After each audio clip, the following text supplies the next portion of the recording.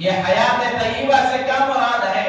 مفسرین کے مختلف اقوال ہیں، مختلف اس کی تفسیریں لکھی گئی ہیں۔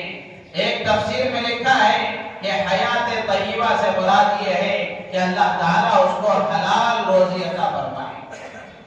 جو آدمی نیک کام کرتا ہے، اللہ کی اطاعت کے مطابق زندگی گزارتا ہے، اللہ تعالیٰ اسے حلال روزی عطا فرمائے گے۔ ایک تفسیر میں آتا ہے کہ حیات طیبہ سے مراد یہ ہے کہ اللہ تعالیٰ اس کو قناعت کی صفت سے متصف فرمائیں گے۔ قناعت اس کے اندر اللہ تعالیٰ پیدا فرمائیں گے۔ قناعت کا مطلب یہ ہے کہ اللہ نے اس کو جتنا عطا فرمایا ہے اس پر اللہ تعالیٰ اسے شکر گزاری کی توفیق دیں گے کہ جتنا اللہ نے دیا ہے وہ اس پر قناعت کر کے بس کر کے زندگی گزارتا ہے۔ اللہ کے نبی علیہ السلام کی مسنون اور معصور دعاؤں میں ہے، اللہ کے نبی علیہ السلام نے قناعت کو اللہ سے مانگا ہے کہ اللہ قناعت کی صفت میرے اندر پیدا فرما۔ قناعت بہت بڑی چیز ہے۔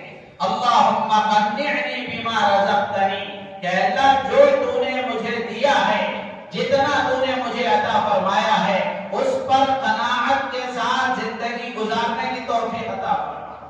آج جو انسان پریشان ہے بلا ضرورت مال بڑھانے کی چکر، بلا ضرورت بزنس بڑھانے کی چکر، بغیر ضرورت کے آدمی اپنا کاروبار بڑھانے کی چکر میں اور مزید حاصل کرنے کی چکر میں پریشان ہے۔ ضرورتیں اللہ تعالیٰ پوری فرما رہے ہیں، اس سے زیادہ اور کمانے کی حرص، اس سے زیادہ اور مال حاصل کرنے کا جذبہ اس نے آدمی کو پریشان اور بے چین کر رکھا ہے۔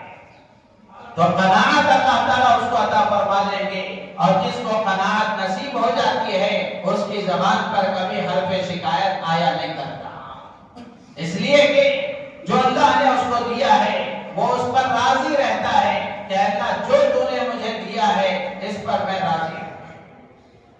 تو حیات طیبہ سے مراد یہ ہے کہ اللہ تعالیٰ اس کو قناعت عطا فرما دیں گے۔ قناعت بہت بڑی دولت ہے، اس پر مستقل ایک مضمون کے ساتھ بات کی جا سکتی ہے۔